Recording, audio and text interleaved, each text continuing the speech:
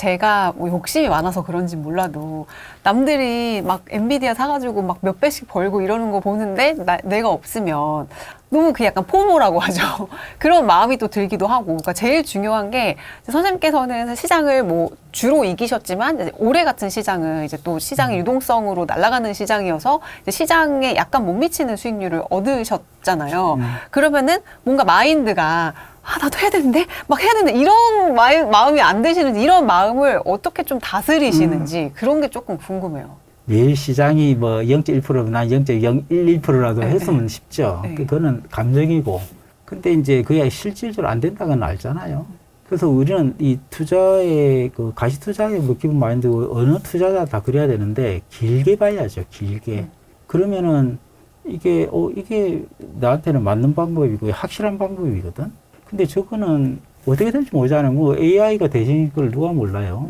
그런데 과연 저 기업에 내가 투자해가지고 이걸 어떻게 정말로 이걸 낼 수 있을까? 그건 자신이 없는 거죠. 네. 지금 이제 돈이 다 그걸로 몰려가 있으니까 저 회사에 저렇게 가격이 저렇게 가 있는데 그게 어느 순간 어떤 일이 계기가 됐든 그 돈이 빠졌다고 쳐봐요. 돈으로 올리겠다고 저는 보는데 그 돈이 딴 데로 가든지 빠져버리면은 그 회사의 그 가치는 아까 얘기했던 2천억 불을 가지고 있는 회사가 지금 4조 4천억에 거래되고 있잖아요. 그게 2천억 불까지 내려 안 온다는 보장이 어디 있냐고요. 너무 극단적인 얘기지만. 그런 면에서 저는 할 엄두가 안 나는 거죠. 제가 요즘 자주 하는 얘기인데 버핏이 한 말인데 시장은 길게 보면 쉽지만 가까이 보면 알 수 없다고 그러거든요. 원래 쉽다는 말은 되게 투자자들이 잘 안 하는 거의 금리나 마찬가지인데, 그러니까 길게 보면 너무 확실히 보이는 거죠. 우상향이고. 그래서 제가 적어도 아까 이제 은퇴를 위해서 주식을 투자를 하라고 권하지만, 그래도 기본 기간이 있거든요. 그게 최소 5년이라고 얘기하거든요. 기본 최소 5년? 5년 동안 안 쓸 돈을 이렇게 안전된 주식에 투자하면은 이는 무조건 벌게 돼 있어요. 그게 이제 시장은 어쨌든 약간은 효율적이니까 그 정도의 자금으로 하라는 거는 단기적으로 어떻게 될지 모르지만 조금만 더 길게 보면은 무조건 이거는 된다는 거죠. 근데 가까이는 절대 알 수 없는 거죠. 뭐 오늘 올라도 월요일 날 또 박살날 수도 있고 그건 아무도 모르는 거죠. 근데 싼 주식을 사놨다가 이제 천천히 올라가는 걸 기다리는 그 기다림이 진짜 힘들 것 같거든요. 막 팔고 싶고, 막 다른 거 막 올라가는 주식 사고 싶을 것 같고, 막 이런, 막 그 도파민이 막 나와야 되는데, 그게 안 나오니까, 그래서 가치 투자를 포기하셨다는 분도 사실 있잖아요. 그러니까 이게 투자를 재미로 하니까 그런 거예요. 그리고 아까 포모도 얘기했지만은, 이게 이제 가치 투자 그래서 어려운 게, 대부분의 기간 동안은 소외돼 있죠. 아까 주로 이제 대형주 쪽에서도 순환매가 일어나고 특히 돈이 많을 때는 그러면 내 거는 도대체 언제 갈 거야? 힘들죠. 이제 한편으로는 그렇기 때문에 직장이 있는 그걸 피트리지 표현으로는 시간제 투자자한테 맞는 거예요. 맨날 이렇게 움직이는 걸 안 봐도 되고 그냥 막 이제 배당 많이 줘 그럼 사놓고 그냥 보는 거지. 일주일에 한 번 봐도 되고, 시세만 확인하는 거예요. 그리고, 좀 올랐네? 그럼, 이건 빠졌네? 그러면은 많이 오른 게 있으면 그걸 팔아가지고, 이제 못 오른 거를 사고, 이렇게 교체 매매, 이렇게도, 그 리밸런싱이죠. 이렇게도 할 수 있고, 그렇게 느긋하게 할 수 있는 거예요. 근데 이제 막 급등락하는 이런 주식들은, 뭐, 잠깐도 한눈을 팔 수 없죠. 계속 봐야 되잖아요. 계속 새로운 문제는 그렇게 본다고 해서 내가 어떻게 대응이 되는 것도 아니라고 막 올라가면 더 올라갈 것 같고 떨어지면 더 떨어질 것 같고 그게 대응이 안 돼요. 저는 몰라 그런 재주가 있는 사람이 분명히 있을 텐데 일반인들은 안 될 거예요. 대부분의 사람들은. 제가 실제로 그런 분들을 본 적이 있었거든요. 그런 분들 진짜 회사 시간에 핸드폰을 이렇게 켜놓고 올라가는 걸 계속 보더라고요. 장이 안 좋으면 화장실을 그렇게 가서 안 나오시더라고요. 가까이 있었던 분인가 봐요. 네. 이제는 본다고 해서 대응이 안 되는 거예요. 올라가면 계속 더 올라갈 것 같아 못 팔지. 떨어지면은 더 빨 것 같으니까 사야 되는데 또 못 사고. 리밸런싱은 얼마나 자주 하세요? 그러니까 많이 오르면은 팔아가지고 덜 오른 거 사는 것도 하나의 리밸런싱이 되는 거고. 제가 책에도 썼지만은 예전 상한가, 그러니까 지금 30%면 15%일 때 그 기준으로 많이 얘기하는데 하루에 15% 정도 오르면은 네. 이익이 난 종목이라면 네. 조금이라도 팔아요. 팔아줘요. 왜냐면은 다가 아니고 조금. 네. 왜 조금이냐면은 그게 이제 분할 매수, 분할 매도하고 연결이 되는 얘기지만 이제 이 주식이 하루에 15% 많이 올랐잖아요. 그러면은 이게 더 올라갈 수도 있고 내려갈 수도 있지만은 일단 여기서 뭐 10%라도 팔아주면은 만약에 올라가면 가지고 있는 주식 있으니까 그걸로 뭐도 되는 거고 네. 이게 다시 떨어졌을 때는 원위치 되면은 요걸로 이제 그만큼 더 살 수가 있는 거죠. 10% 갔다 11%를 살 수가 있겠죠. 네. 그렇게 늘리는. 그러니까 그런 정도로 좀 단기적으로는 할 수가 있고 리밸런스라는 거는 결국 많이 오른 주식을 팔아가지고 덜 오른 주식을 사거나 떨어진 주식을 사는 건데 이 시기를 정해놓고 하는 건 없죠. 시기를 정하시지 않는구나. 예, 근데 이제 예전 그래도 제가 책을 많이 읽으라고 늘 얘기하는데 벤저민 그레이엄 같은 경우는 이렇게 얘기하죠. 2년 또는 3년 내에 내가 사서 가치가 싸잖아요. 산 주식을 샀는데 이게 50% 오르면 무조건 판다 그랬어.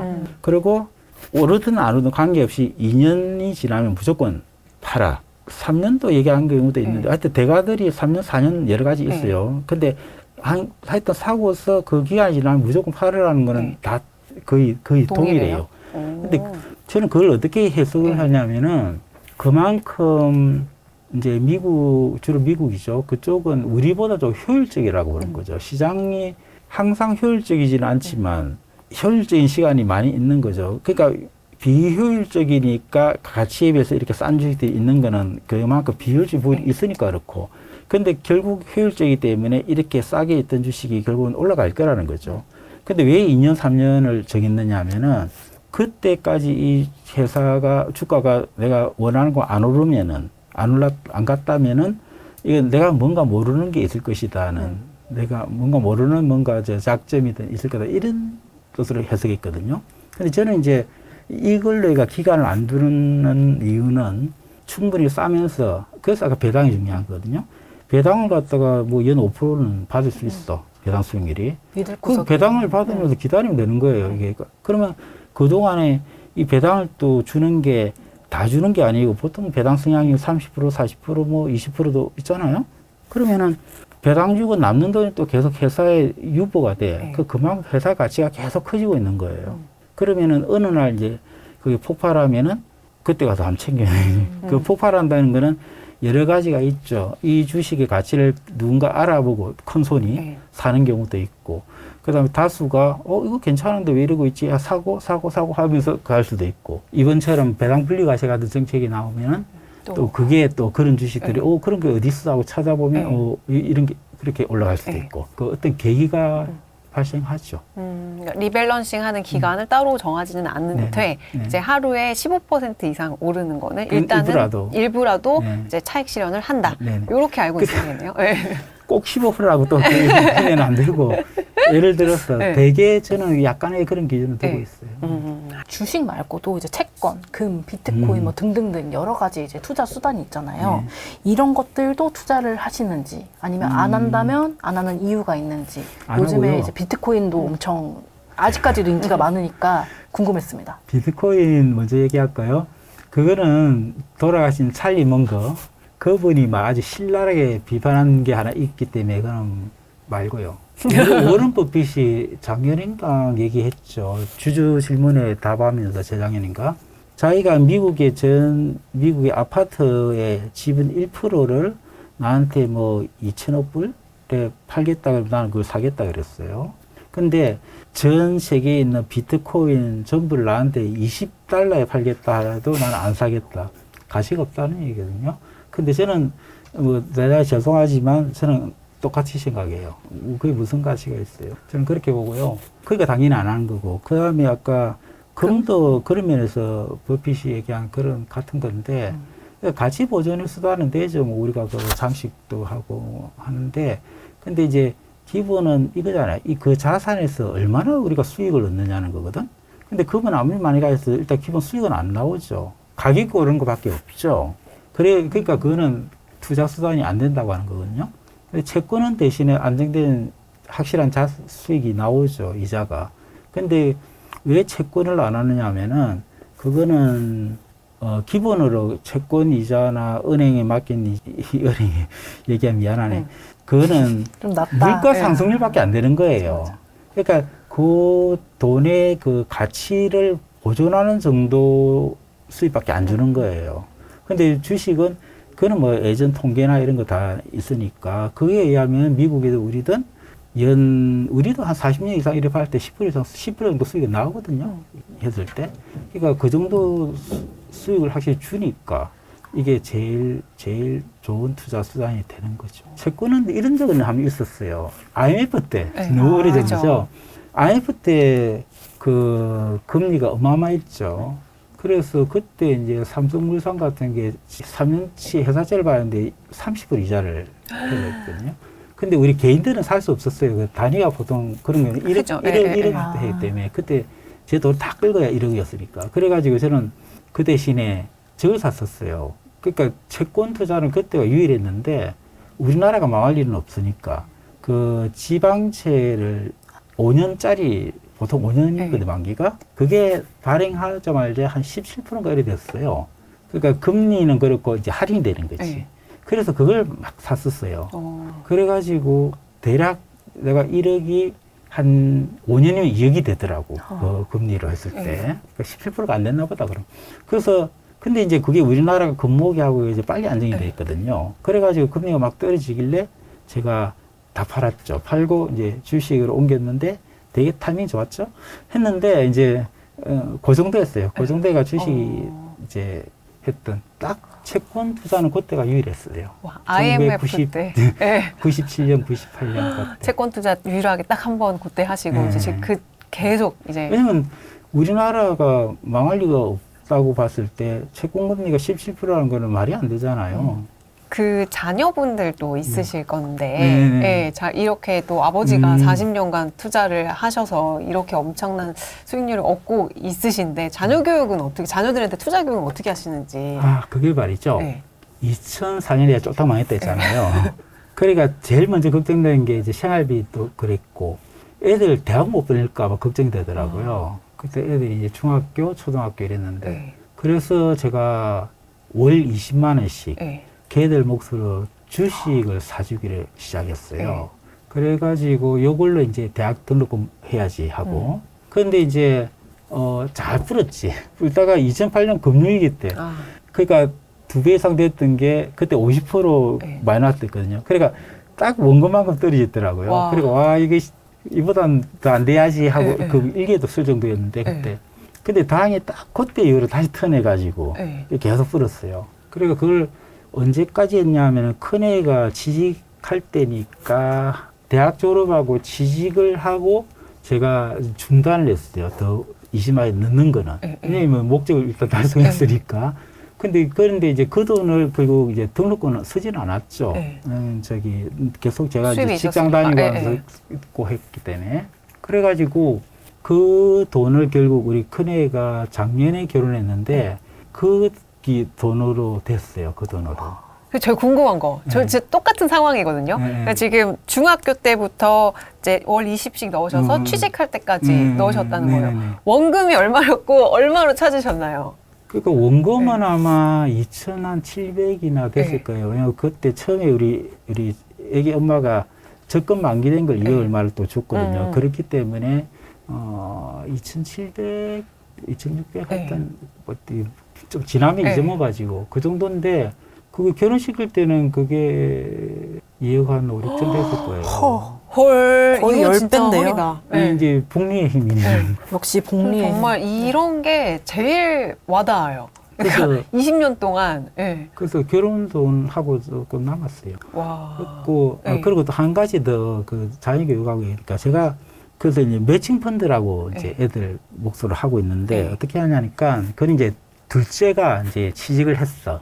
근데 우리는 이제 집에다 돈을 달라고 안 하니까 알아서 쓰라 했는데 좀 불안하잖아요. 다 쓰면.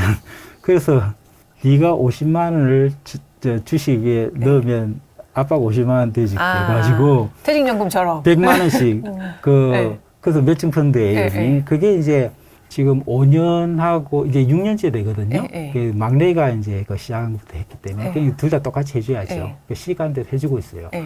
그게 좀 돼요. 그러니까 처음부터 처음에는 관심도 없다가 이제 거기에 자꾸 되고 돈도 좀 커지고 하니까 이제 관심을 갖죠. 네.